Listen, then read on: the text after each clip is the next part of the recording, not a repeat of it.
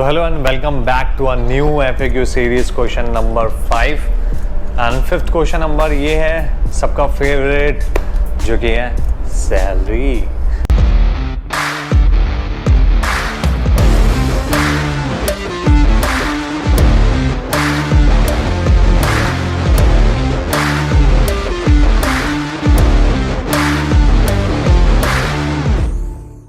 Salary मतलब सबको ये जानना होता है कि भाई मर्चेंट नेवी में जा रहे हो तो पैसे कितने मिलते हैं। सबसे पहले ये बताओ, हम इंडियंस की सबसे ज़्यादा ये होती है कि हम जो कोर्स कर रहे हैं हमें पहले ये पता लगाना होता है कि हम जो कोर्स कर रहे हैं उसकी वैल्यू हम कितने साल में एटलीस्ट हमें मिल जाएगी वापस, या रिटर्न कितना जल्दी होगा।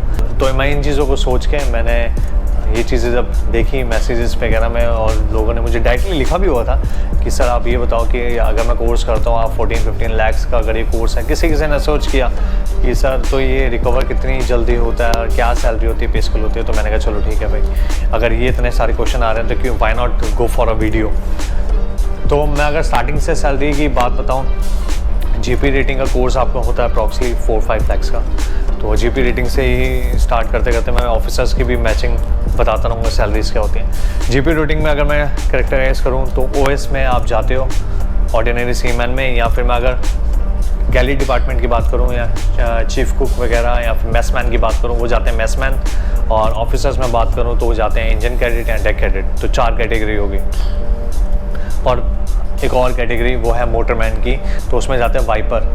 तो इंजन रूम के लिए हो गए वाइपर, डेक के लिए हो गए OS, गैली के लिए हो गए मेसमैन, इंजन के लिए हो गए फिर से ऑफिसर्स में इंजन कैडेट, और डेक के लिए डेक कैडेट। तो मैं 5 की स्टार्ट करता हूँ। वाइपर के देखी जाए तो स्टार्टिंग जो सैलरी होती है वो होती है 700 या फिर 500, इसके बीच में उनकी सैलरी होती है। Depends on company to company. कुछ कंपनियाँ देखी है मैंने कि जो $1000 भी देती हैं, सो वो डिपेंड करता है। ये नहीं कह सकते कि उस कंपनी में 700 मिल रहे हैं। सर आपने बोला था कि 1000 मिलते हैं, तो वो डिपेंड करता है कि whether they will give you $1000 या फिर वो $700 उनकी स्टार्टिंग है। उसके बाद दूसरी बात है वो है OS। तो OS की जो होती है सैलरी स्टार्टिंग वो भी सेम इक्वलेंट टू वाइपर ही होती है, वो होती है 700, 500 to 700 या $1000 भी हो सकती है।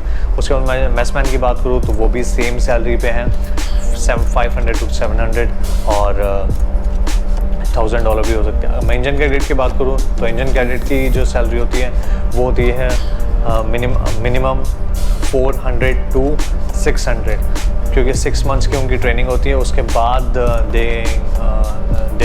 दे are eligible for the class 4 exam जो इंजन कैडेट होता है। तो 400 to 600, कोई कंपनी में 900 भी है, उसके मुझे लगता है शायद उससे ज़्यादा भी है कहीं पे। सेम विद डेक कैडेट, उन दोनों की सैलरी सेम करती है। मतलब यहाँ पे मेसमैन, वाइपर, और ऑयलर, वाइपर, OS एंड मेसमैन, इन तीनों की सैलरी सेम होती है। और यहाँ पे इंजन कैडेट और डेक कैडेट की सैलरी सेम होती है। वाइपर से जो वाइपर होता है वो बनता है कुछ टाइम बाद, 18 मंथ्स के एक्सपीरियंस के बाद वो बनता है मोटरमैन। मोटरमैन में सैलरी हो जाती है $1400।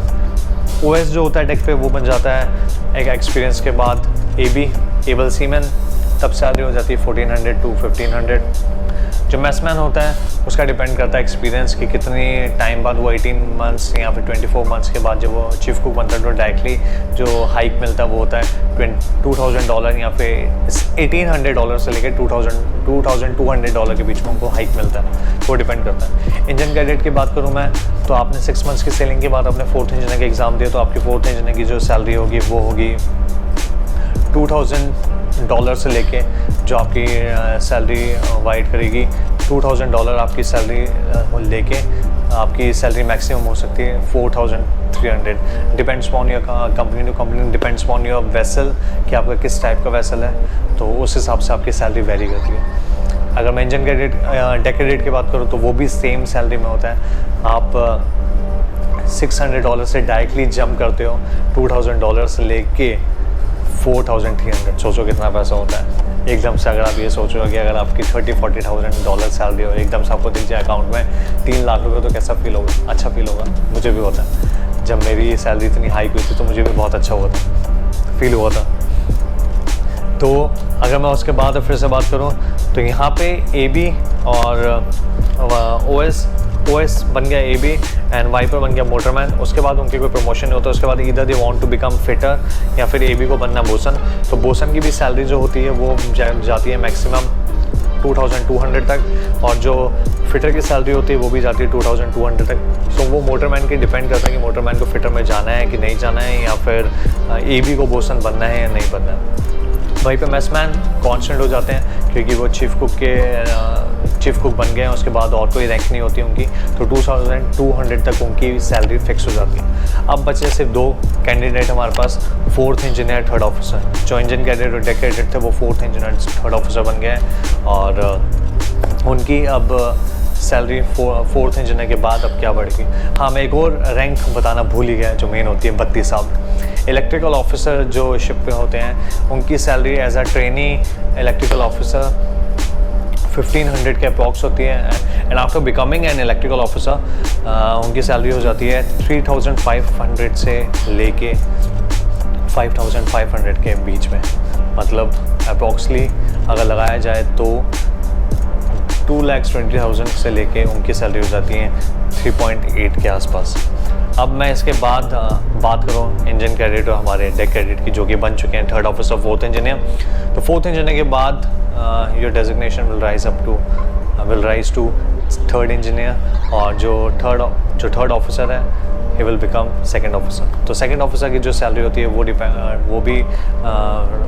होती है इन बिटवीन $3,000 to $5,500, और जो 3rd इंजीनियर की सैलरी होती है वो होती है $3,000 से लेके $7,500। जी हाँ, जो कि बहुत मोटा पैसा होता है, तभी हायाबुसा ली जाती है ऐसी बाइक। मजाक कर रहा हूँ, बट इन दोनों के लिए बहुत अच्छी चीज़ होती है। अब 3rd इंजीनियर की सैलरी ज़्यादा क्यों, 2nd ऑफिसर की सैलरी क्यों सेम है, क्योंकि जो गैस टैंकर होते हैं उनमें 3rd इंजीनियर के बाद they will make you gas engineer या 3rd गैस इंजीनियर या कार्गो इंजीनियर। सो आपकी सैलरी, आपकी रैंक नहीं इंक्रीज़ होती, बस आपकी रैंक के साथ एक नाम ऐड हो जाता है, वो होता है गैस इंजीनियर, या फिर आप बन जाते हैं 3rd गैस इंजीनियर या आप बन जाते हैं गैस इंजीनियर। तो आपकी सैलरी वहाँ पे ज़्यादा हाइक हो जाती है, तो आपको $7,500 आपकी सैलरी हो जाती है, और वहीं पे 2nd ऑफिसर की सैलरी सेम रहती है 5,500 तक। अब मैं इसके बाद एक और रैंक की बात करूँ तो वो होती है 2nd इंजीनियर चीफ ऑफिसर की, जो कि आ जाते हैं SMT लेवल पे, मतलब सीनियर मैनेजमेंट लेवल पे आ जाते हैं, और उनकी सैलरी में तो बस आप 1 महीने की सैलरी में एक